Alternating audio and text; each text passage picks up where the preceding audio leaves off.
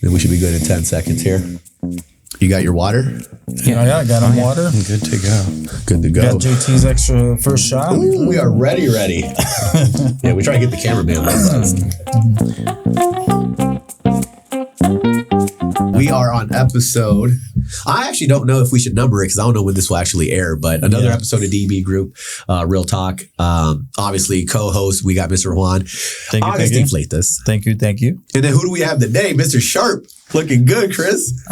Chris Lobrillo from Grandview Realty. Yeah. I like that shirt, man. I kind of want it. Well, you could go clubbing in it. All you got to do is, take off the tie. We're ready. That was the club fit. It was the vest with the shirt back in the day. Oh, yeah. We just aged ourselves a little bit. I think that's silk, actually. Isn't it? Yeah. Well, like I said, it's Friday. And, there you go. It is Friday. Weather is beautiful now.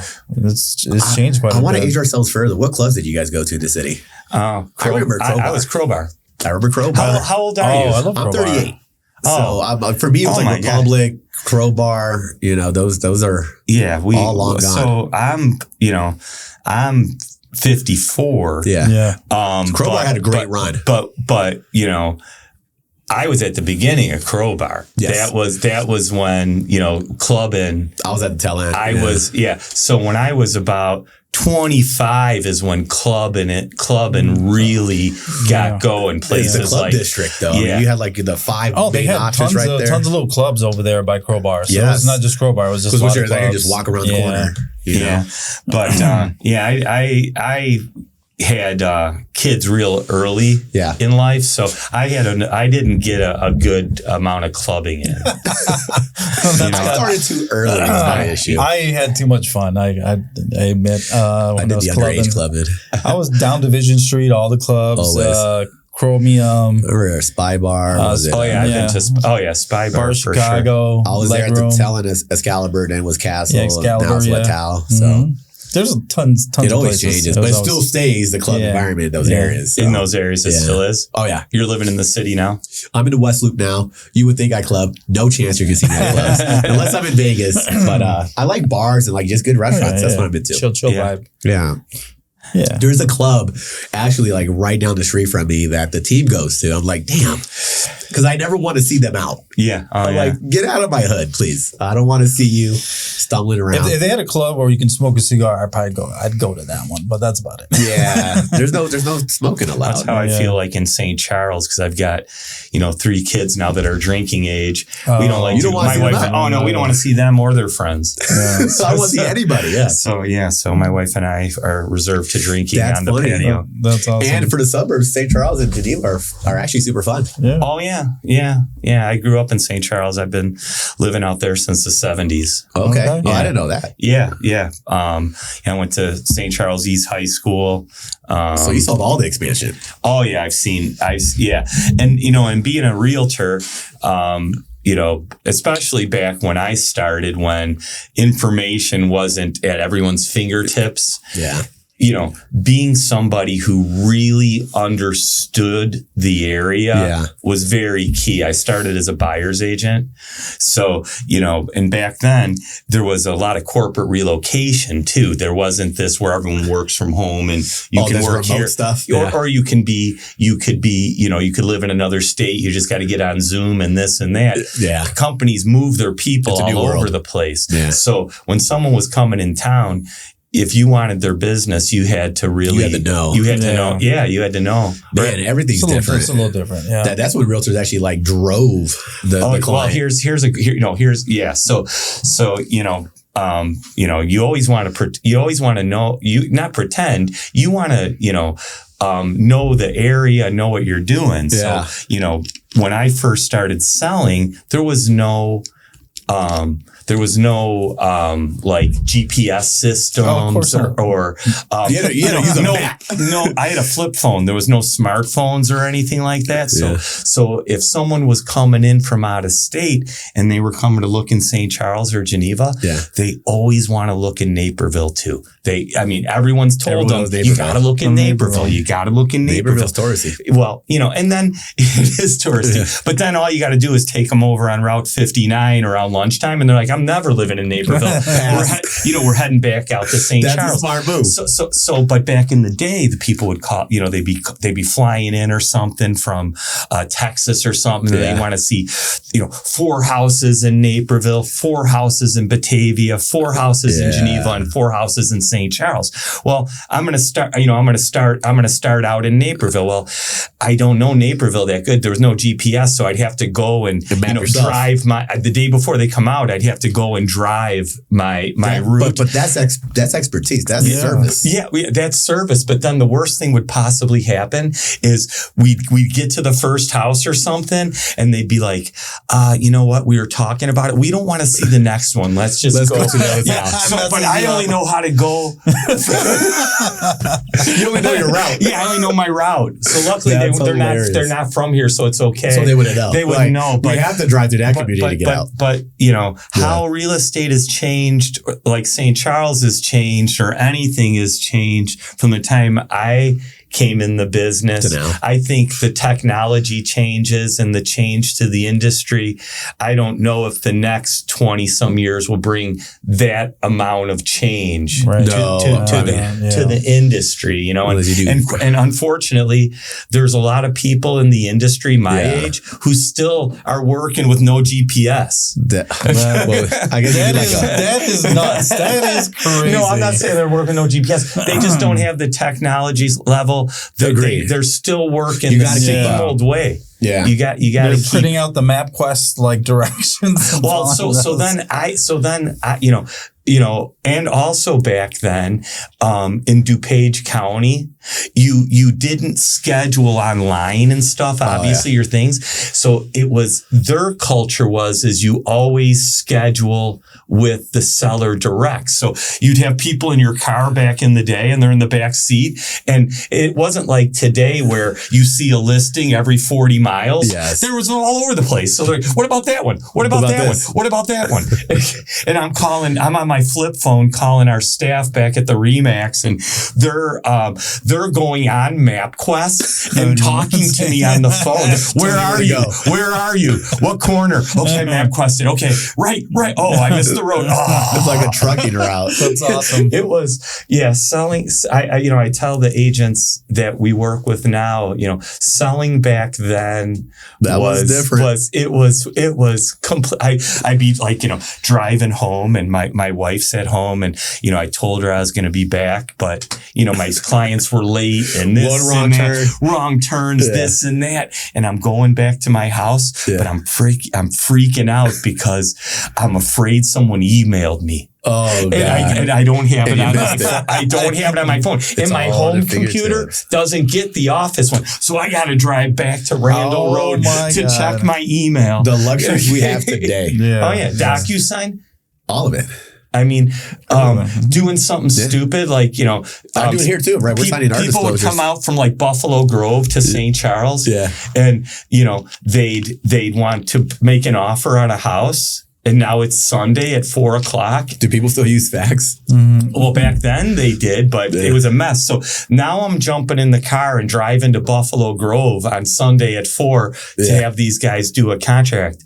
These guys don't know how easy they have it done. They don't know. So let's talk about that though. All right. So if you were to look at like 1990 to now, you could almost pinpoint all the changes. Mm-hmm. What could change in the next 10, 15 years?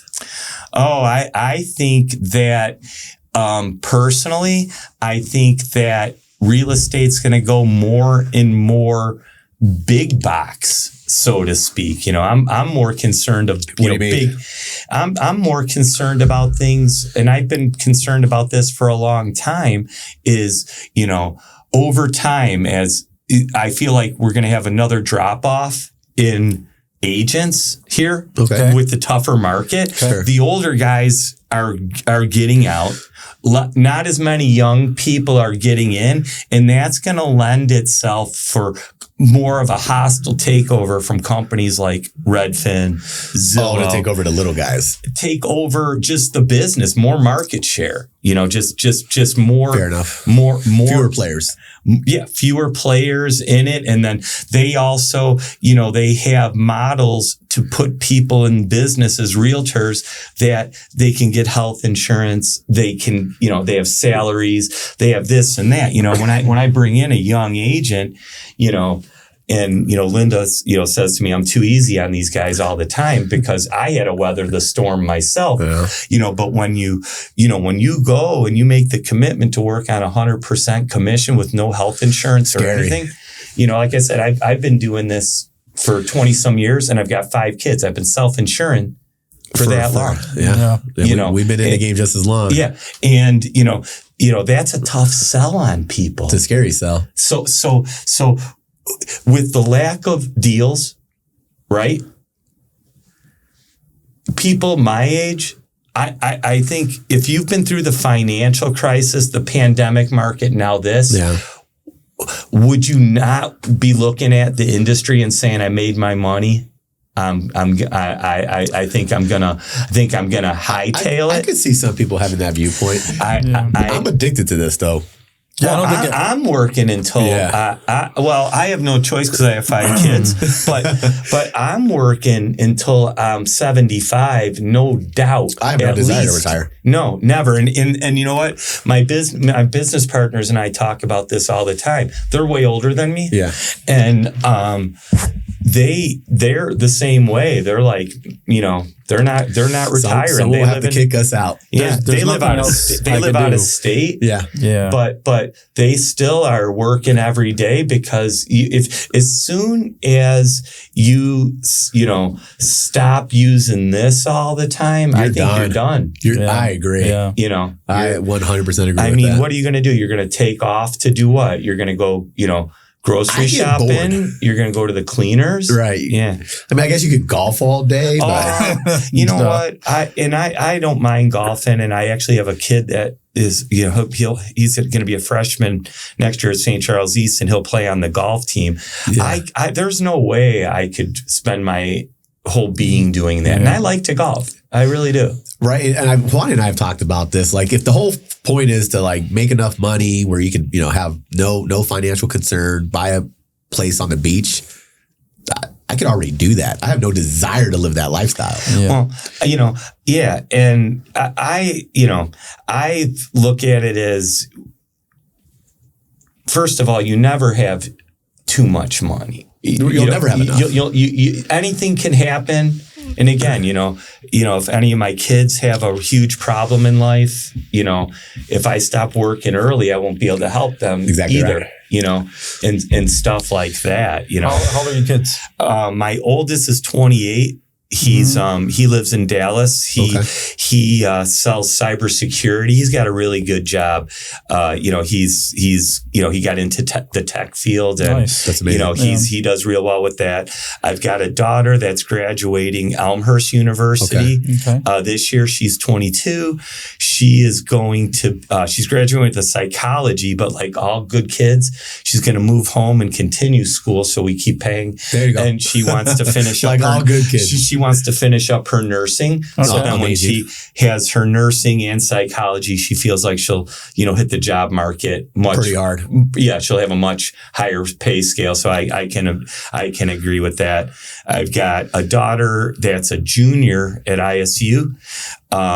She's going to graduate with a business degree after next year, but she says she wants to continue on for law. I don't know if she'll do that. That's a long road. It's a long way to decide from now. And then I got one that's graduating St. Charles East this year. He made it downstate for wrestling. He was all state. He was 190 at St. Charles East. Okay. St. Charles East has a really great wrestling program. He was on their state championship team as a sophomore, but he never qualified for state. This was his first year. It was a good thing for him. So we may have a UFC fighter on our hands. No, what's funny is that that dummy feels like he'd like to be an MMA fighter. Let's do it, man. Get him in there. No. He doesn't like school. Much like his father and even his oldest brother that's in the tech field, he didn't graduate. He just is a very good talker and got himself inside sales job out in Texas. And now he's got a big job for his age now. No degree. That's amazing. I love Dallas too, by the way. Good choice. And his mom lives out there. He's from my first marriage, but he lived out here until he was 25. And then he moved to Dallas on a chance for a job. And then, he's made the most of it. And then I still have one that's an 8th grader. Like I said, he'll be at St. Charles East next year. He goes to Thompson. Okay. So, yeah. Well, you and Juan have that in common. Juan has like 19 children. I have 7. But good for you. Good for you. It's great to see them be successful and get their degrees and makes you proud, I really want them to do that. I didn't do that. I didn't go to school. My one that's a senior in high school, he's not so sure what he wants to do. I'd like to see him at least take some junior college classes. He's kind of he's my only kid who seems to be interested in what we do. Okay. So beat some ass on the side, sell some real estate full time. There we go. I don't even think he knows what we do. So we'll have to, we'll have to see. Bring him to the next Potty Time event. We'll no, he's been at some of those. Okay. Oh, I've met a few of your kids actually. Yes, I know that. He's a big kid. Like I said, he wrestled. At 190, he's ripped at 190. He played football at 225. He's a big boy. Okay. Yeah, so he's a big kid. And if you were to fight, he probably want to wrestled? No. I was baseball and hockey. One thing I've gotten with all my kids, having 5 of them, we've gotten to do a lot of different sports. That's awesome. And good variety. And now though, I feel like I'm seeing even though I still have, the guy in 8th grade, I'm starting to see the light at the end of the tunnel.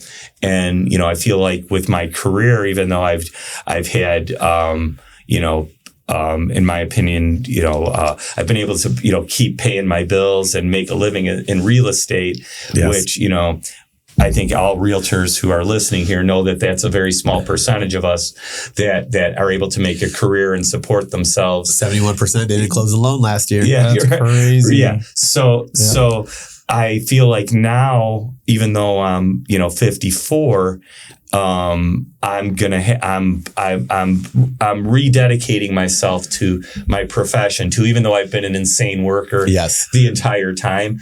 I do feel like I have even more time now. Yeah. And, and like you said, I'm addicted to it. So I have even more time. What am I going to do with it? I'm going to work in real estate. Yeah. And you have to recreate yourself. Like my obsession has kind of transferred to more of the coaching and development. Yeah. You just got to reinvent yourself a little bit. And I work on that. I do that all the time, mentoring with our office and things like that. But reinventing you hit it on the head, to make a career in this business. So, I started selling in 2004. Yeah. That was a red hot market. Gimmick Loan Central. Yes, it was. 100% financing. Pets could buy houses. 20s. I mean, it was crazy. No docs, stated income, name it. And, I'm new to the business, right? And I'm like, oh my God, how is this going to end though? That's when I got in. No income, no assets. Craziness. This is incredible. And then to see it by 2006 really starting to turn. Yep. Going in 2007 it was starting to horrible. Yeah. And then reinventing. Yeah. And I got into REO work. And I did bank foreclosure work for a good 6-7 years, up to 400 or 500 files a year doing that. And then those guys started to not have any inventory. Exactly right. And then reinvent myself to do Grandview. 2012, and that's what we wanted to ask you, sir. Why Grandview? Talk to us about that. Well, so I met Ken and Tom at Grandview. Yep. Because you guys have a whole different model, by the way. It's different. So I really met Ken Bernhardt. He owns Seaburn Custom Homes.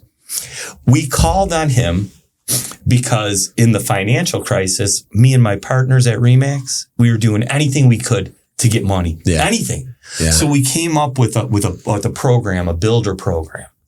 And what it was flat fee, because all these builders were holding these expensive specs that weren't going anywhere. So we're like, you know what we'll do? We're probably not bailing these guys out of shit, but we'll make some relationships. Right. We'll make a little bit of money. We'll put a sign in the yard. Maybe we'll get a buyer. That's creative. But we're going to make relationship, right? Yeah. Right. So, so Seaburn Custom Homes was a guy on the list. Yeah. So I start calling on Ken. Yep. And, he sounds really interested. He doesn't get back to me, of course. I continue to follow up. And then I run into him and his wife in public. Okay. And I'm like, hey, I'm the guy who's been calling you. And he's like, oh yeah, I've been meaning to get back to you. And, and this isn't funny, but is funny. The problem is his sister-in-law was the realtor on all these things. But then finally he put his foot down and, he brought me in because we were going to do it for pennies on the dollar. And this guy was going to, lose some money. Yeah. So what happens? We grab this listing in Itasca and a dream happens. We put the sign in the yard and it sells automatically. I mean, that, in that market at that time, 2007 and 8. Yeah.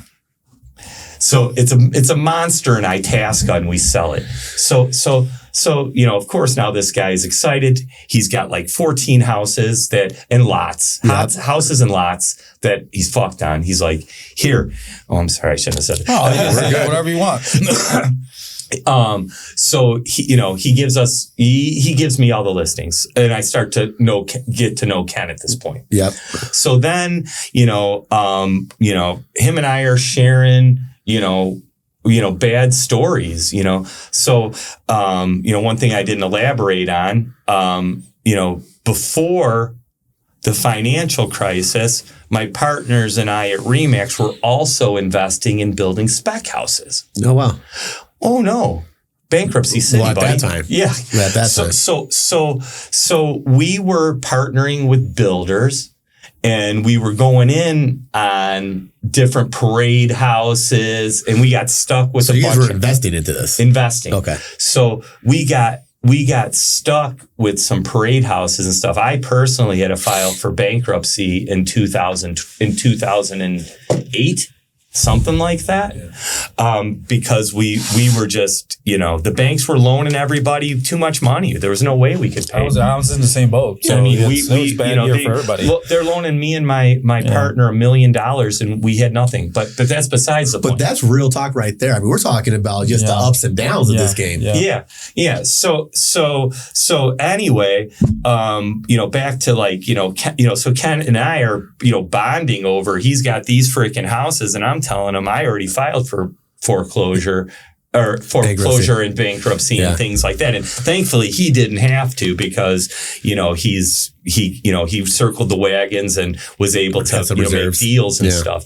But whatever the case may be, after I'd say about 60 days of knowing Ken and working on his houses and stuff, he comes to me and he says, hey, this service you're providing for me, if I start getting into buying houses at auctions or foreclosures and stuff, would you do the same thing? And I'm like, of course, whatever. So what he didn't tell me though is he had some major connections, and with the other partner at Grandview Homes, Tom Detlich, who was, he was president of consumer financing for the entire United States for HSBC, and he was leaving HSBC in an early retirement simultaneously in the financial crisis. So he came back to St. Charles, and he's Tom Detlich without I have no hesitation in saying he is a financial genius and one of the very smartest people I've ever met in my life. And, he had deep ties to the financial world. And so then we started out, and for the first 4 years, we only bought things at auction. Yeah. So we were at either the Kane auction, DuPage auction. Cook was a couple times a week that they hold it. Lake, McHenry, Will.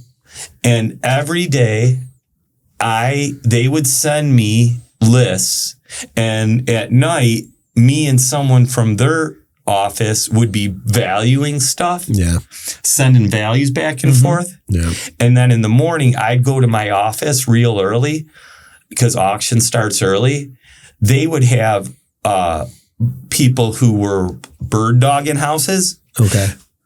Essentially, going to check on them before we bid on them. Yep. And there was lots of people, and that's a smart move, by the way. Yeah. So they'd go to auction, they'd be bidding and texting me, and I'd be on the MLS, and they would be asking, they wouldn't always take my opinion, but do you think we can stretch here? This is where we're at. There's this many guys in still. What do we want to do? So we went on like that for years. And I want to say the most houses we did like that was 120 in the year. But also during that time, Linda and I were knocking back probably 400 REOs. And my partner was doing, the consumer stuff, I love and we had a whole team doing it. And then, but then the market became more healthy, and it was simultaneous. Yeah. Grandview first, they started going backwards because there just wasn't as many houses at auction. Yep. And there was way too many people there now bidding, guys who didn't know what they were doing and bidding houses up, and they were going to take a loss. Not profitable anymore. Yeah, no profit. So I want to say in probably about 2014 or 15, Grandview got down to doing very few transactions, in my opinion. They were probably down to like 40. Yeah. And my partner at that time at Remax was like, do we need to adios these guys? Because they're flat fee. And I'm like, man, I can't adios this relationship. I have too much faith in these guys, and they're too smart. And Tom is smart. They're too smart. I never told you this. I know who he is. I was at HSBC when he was. Okay. Yeah. They're too smart. I'm not saying they're for sure going to make it, but I got to give them more time. Absolutely. So, so I hung in there with that, but the REO then started to slide too.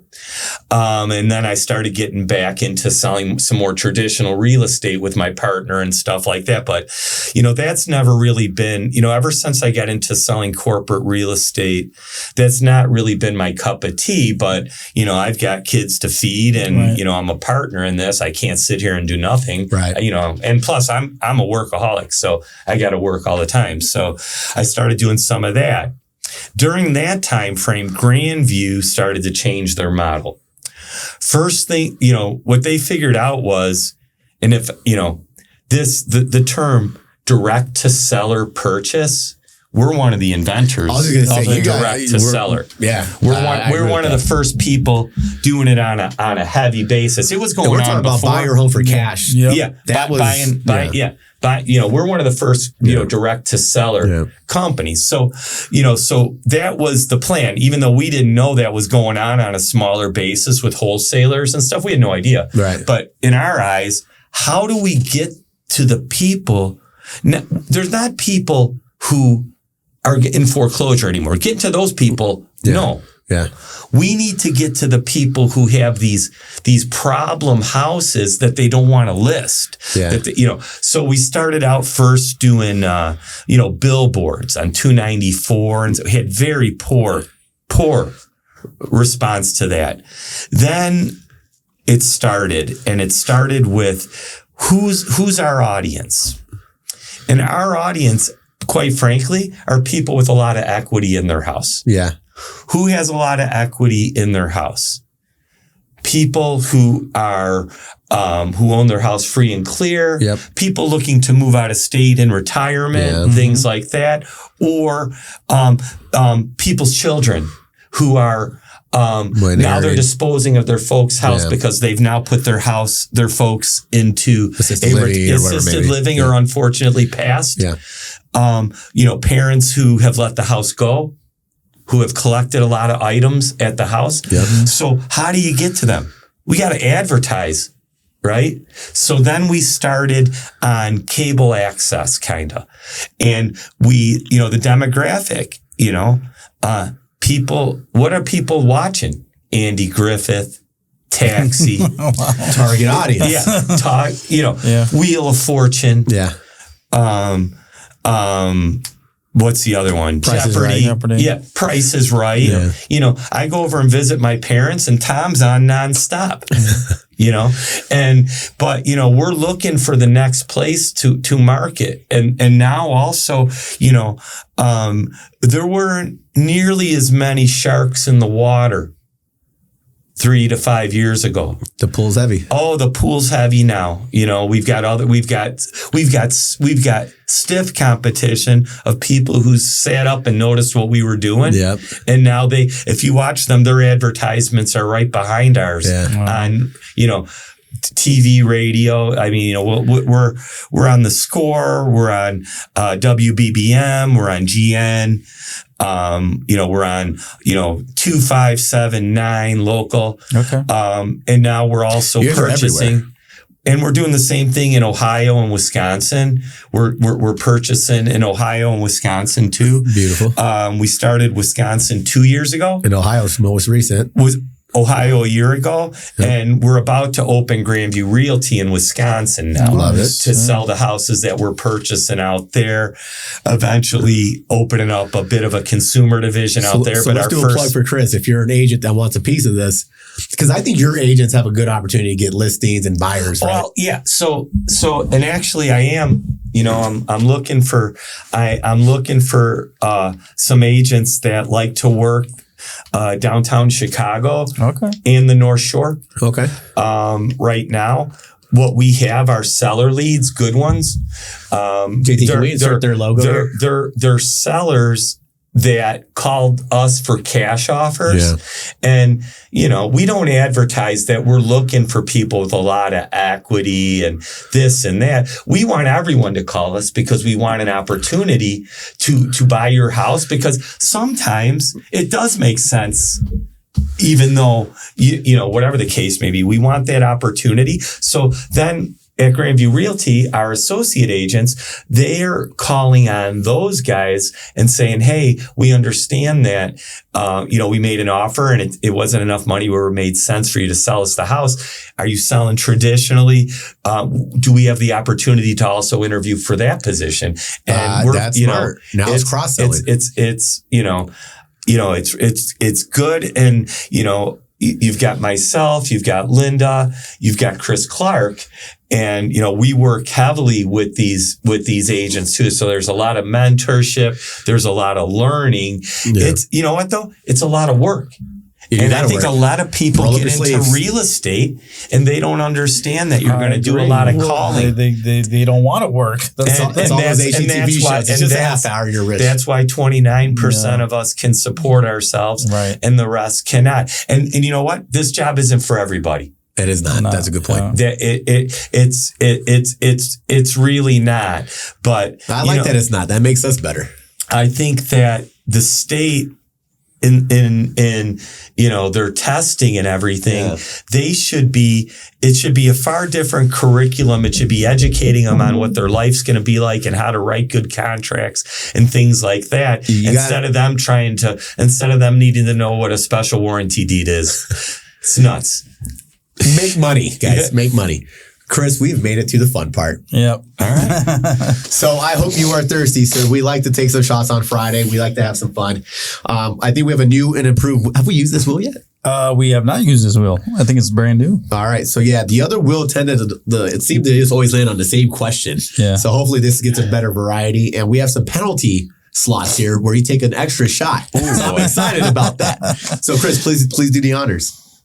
Careful with the spill. Oh, yes. A lot better spin. All right. If you could spend $1 million today, not on kids, nothing safe, what would you spend $1 million this weekend on?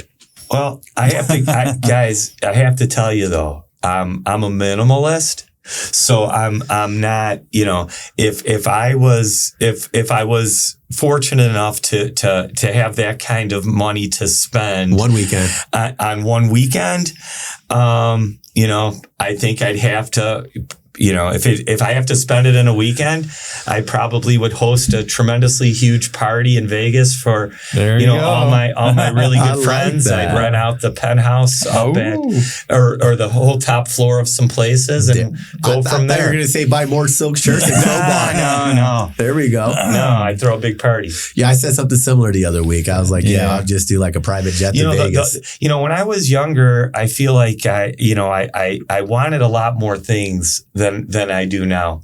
You find out it doesn't really matter.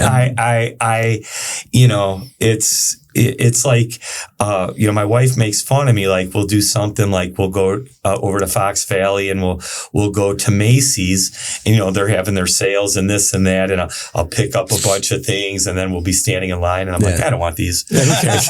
Put them right back. But you're so right. I remember like when I went through my breakup, I left Bartlett for the West Loop. And I was like, you can have all this shit. Yeah. But when you're acquiring, you're like, I want this, I want that. Yeah. Really even with my 5 kids, one thing that's important to me for them is I don't want them to judge their success upon the things they have. On items, Well, hey, cheers to that. Yep. And it is tradition where we have Mr. JT join us. Already, I got my water ready. All right, JT. And we're back to whiskey, right? Yeah, this is good. Whiskey. All right. Salud.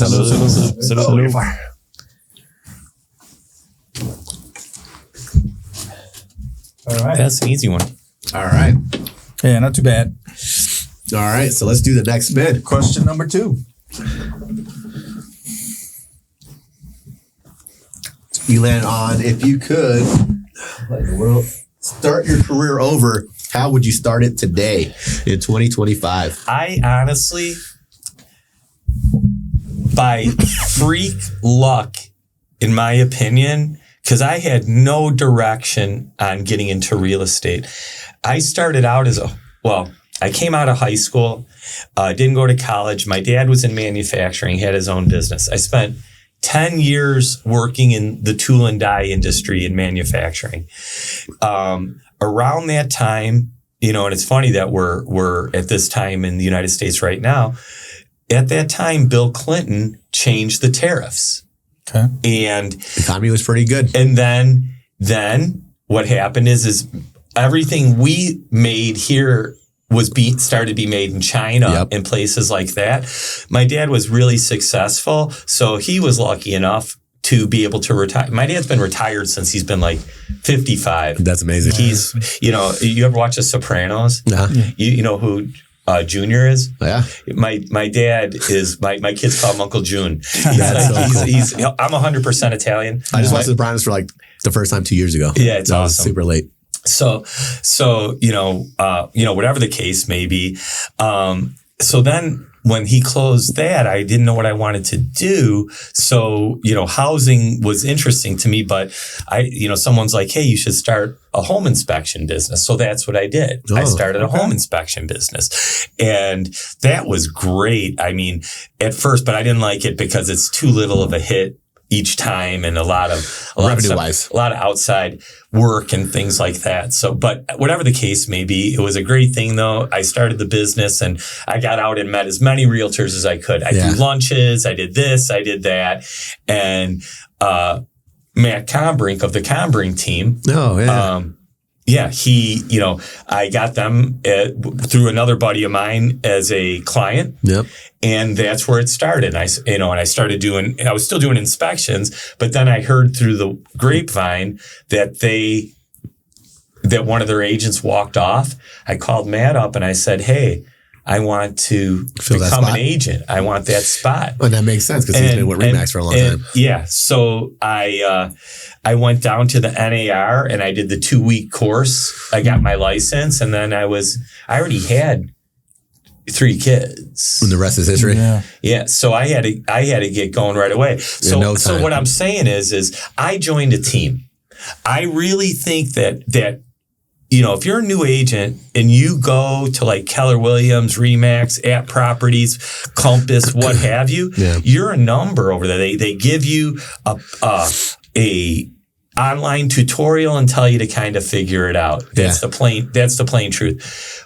Me starting out as a buyer's agent on a team, I had to pay splits, but I was given leads, coaching, things like that. So, I don't know if I would change anything about the way I so started. Your blueprint works. Join a team. I think so, unless you somehow have a huge lead source or have a wherewithal to make no money for a long period of time and just work your sphere and stuff. I agree with that, actually. I would recommend if you're a new agent, I would probably want to join a team to get that hands-on direct coaching.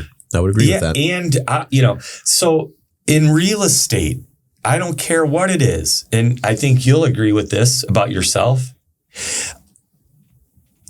The company you work for is as good as the guy providing the opportunities.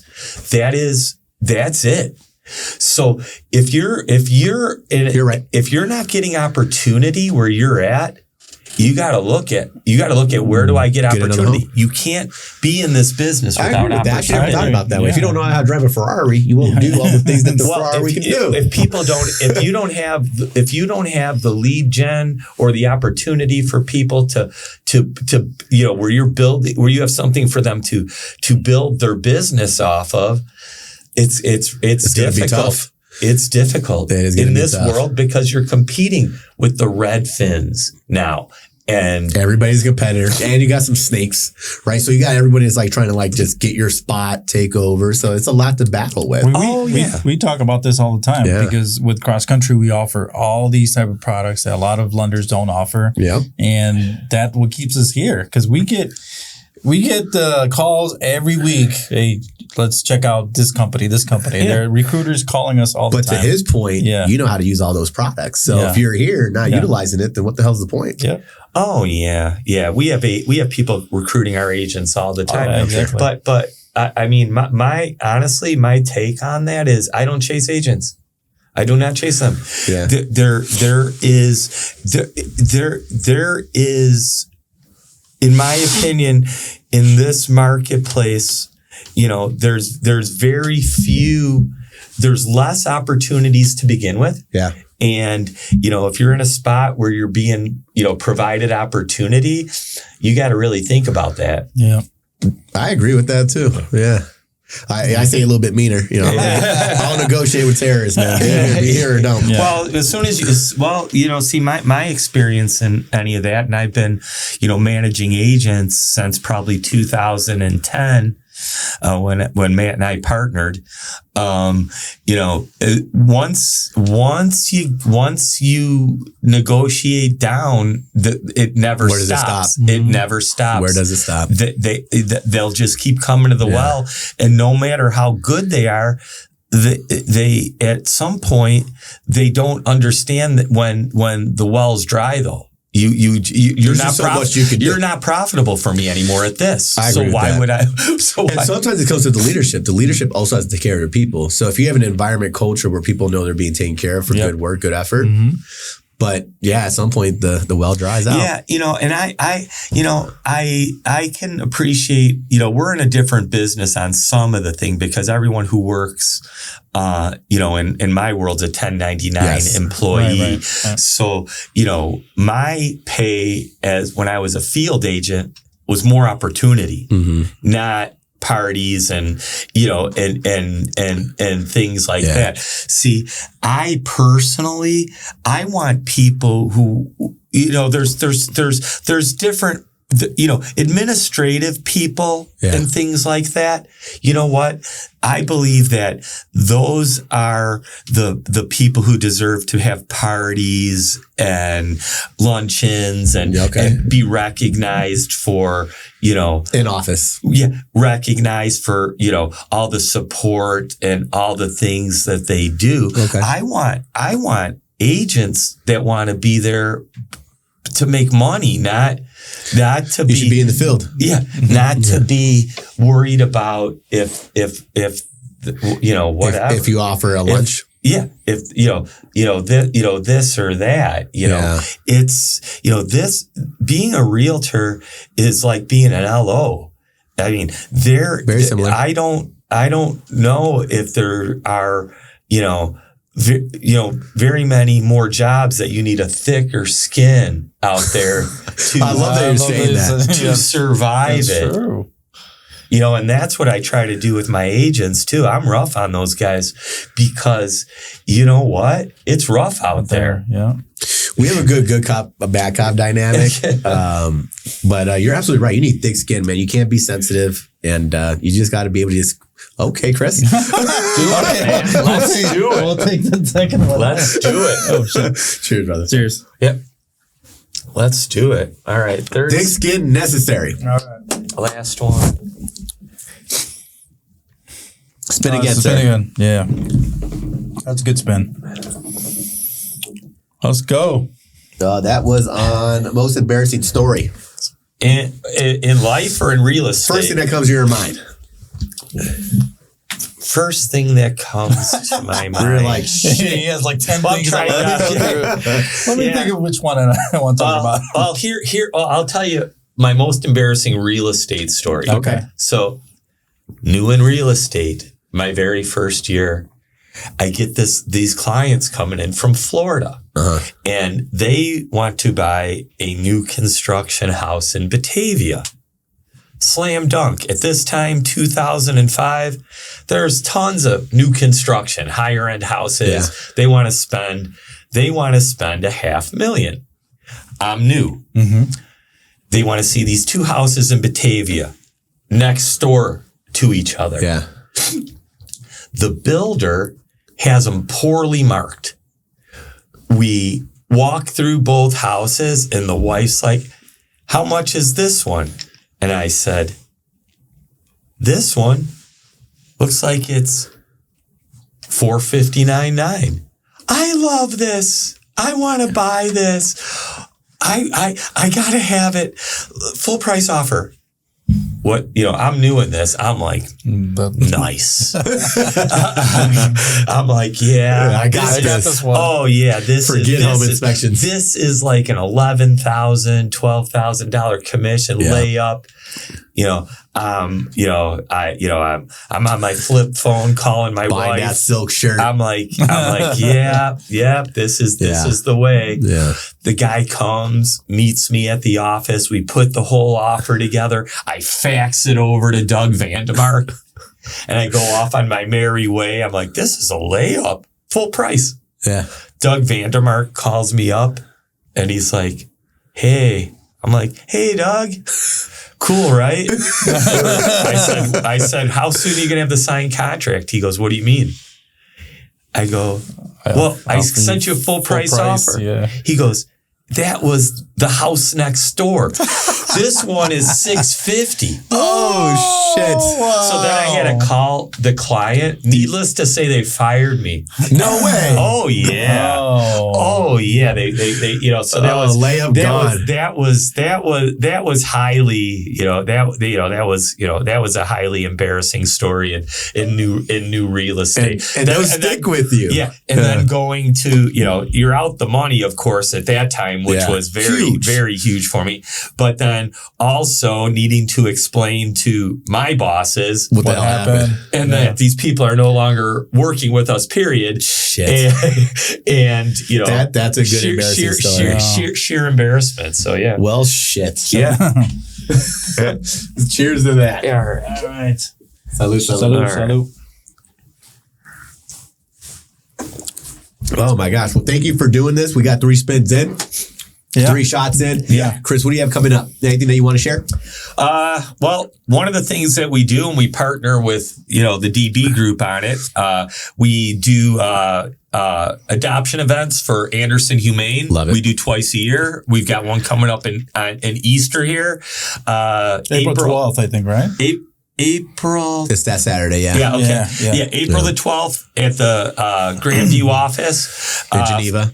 501 West State Street. We'll have the Easter Bunny. We've got raffles. We've got, dogs, all kinds of stuff. It's a nice family event. I love these events. Yeah. And they got food galore there. Yeah. You don't have to adopt a dog either. You bring the kids out, they pet the dogs, they have some food. And take a photo with picture of the Easter Bunny. And then we have our raffle though. Okay. Where anybody who adopts a dog gets entered into the raffle. Ooh. And then we choose one, and then our office also pays for all their fees for adopting the dog. That's a big raffle. Oh yeah, absolutely. You almost adopted a Man, puppy got close.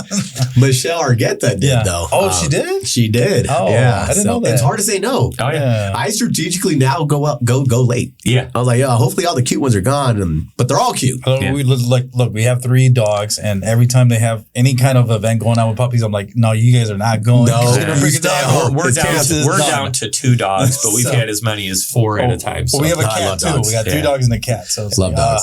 Yeah. Well, thanks for having me on. Thank you so much. Lots of fun. Thank you so much. Thank Episode. you. All right. Thank you. You killed it, man. Thanks. Yeah. Thank you. Yeah.